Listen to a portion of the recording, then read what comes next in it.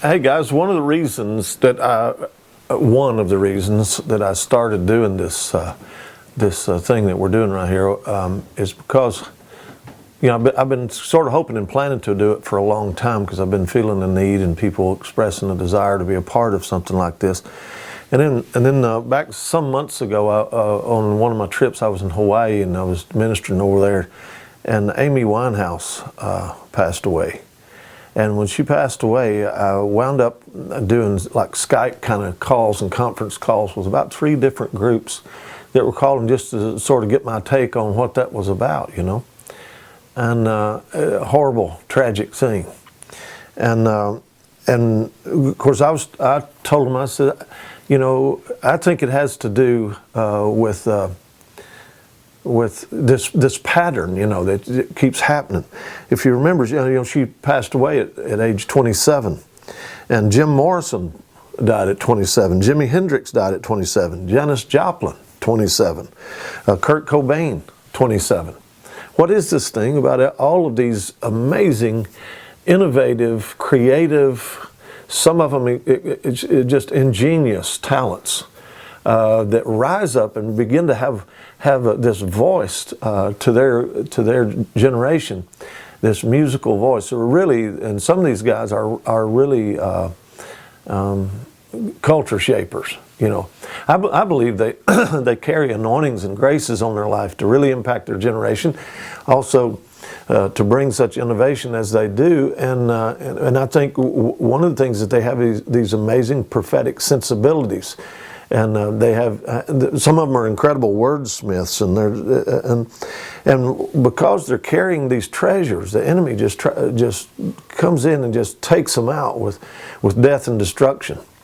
And one of the things that I've noticed about the pattern of those things, for one, when you start looking back at the real reformers and those radical revolutionaries that rose up in the kingdom. You look at the John Wesleys, Charles Wesley, George Whitfields, and the list goes on and on and on.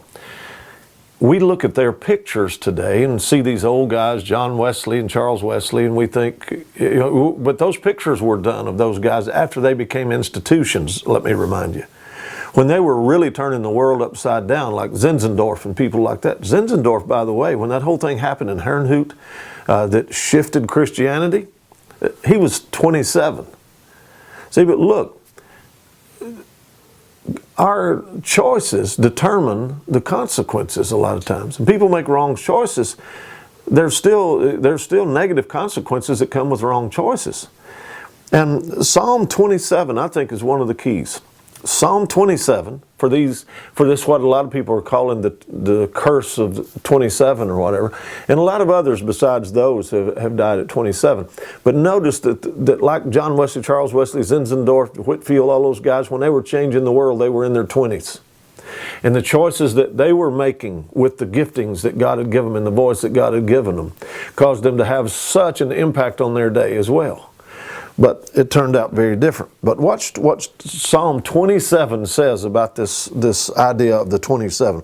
And let's be sure and not wrap some kind of charismatic superstition around this thing either, or agree with some kind of curse that the enemy has against these incredibly creative, wonderful people.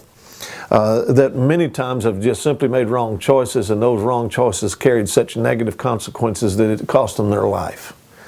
But the Lord is my light, and He's my salvation. Who shall I fear? The Lord is the strength of my life. Who shall I be afraid? When the wicked came against me to eat my flesh, my enemies and foes, they stumbled and fell. Though an army encamps against me, notice that, though an army encamps against me, my heart shall not fear. Though war may rise against me, in this I will be confident. Now watch. Here's where David says, one thing have I desired, one thing that I will seek after, that I may dwell in the house of the Lord all the days of my life, to behold the beauty of the face of the Lord, to inquire in His temple, and for in the time of trouble He will hide me in His pavilion. In the secret place of His tabernacle He'll hide me. Watch this one. He's going to set me high upon the rock. He shall set my feet upon the rock, and now my head shall be lifted above my enemies all around me. Therefore I offer sacrifices of joy in his tabernacle. I will sing praises to the Lord. Now, here's what I want you to see here, guys. He's going to hide me in the secret place. He's going to lift me up, set my feet on a rock, a solid place. Now, when man exalts man, they put him up on a pinnacle. When God exalts man, he will put him upon a rock. Now, the difference in a pinnacle and a rock is critical here. A pinnacle is this high exalted place, but it's also a very confined place. And the enemy puts you up on a pinnacle. Now he's separated you out. You rose above the rest. You've been counted unique and special and wonderful and da-da-da-da-da on down the line. Here all the flattery sets in. And here your identity is wrapped up in the things that people say and do, and you're the star, you're the next it. Your music is this and you're that. And they hype you and flatter you to the point that you actually start believing your own press, when in your heart of hearts you know there's something horribly dark, something horribly missing in your life. There's this huge void in your life. But you're now put up on a pinnacle, and so you got to live up to this unrealistic expectation of yourself, an unrealistic expectation that people have placed upon you. The pressure of carrying the weight of being your own God is more than you can handle. And what happens next? You start finding ways to medicate your issues, and pretty soon this high exalted place, a pinnacle, becomes a cell. So many of the stories have been written of people who lived horrible, tragic lives, yet they had everything. But David says, Lord, you set me upon the rock, so you lift my head above my enemies. I'm not listening to the voices of those. I'm not listening to the voices of the critical. I'm not listening to the voices of flattery. I'm not listening to the voices of man. You set me upon a rock, because only one thing have I desired, my choice that I've made. It's one thing will I seek after, that I may behold the beauty of the face of the Lord. Now watch, you're looking into the face of the Lord. He goes to war on your behalf and takes care of the enemies of your destiny and your future. He takes care of those things that come to steal, kill, and destroy. You're no longer the victim. Now remember, one of the other sessions we talked about another 27. Remember that one? Proverbs 27:21. And in that 27, we talked about, as a finding pot for silver and a furnace for gold, so is a man to his praise.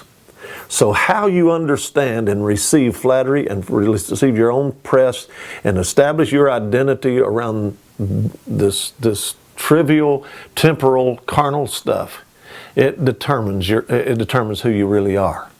David determined who he really was. One thing.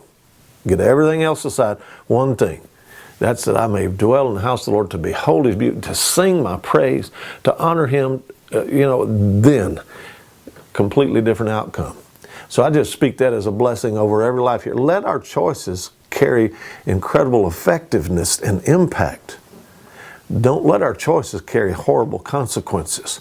Love the Lord God first with all your heart, and let the light of who he is not just shine on you as a star, but the Lord is my light. He'll not just shine on you as a star because of your gifting. He shines through you with your gift and impacts. So, hey, God bless you guys. Hope that helps. See you later.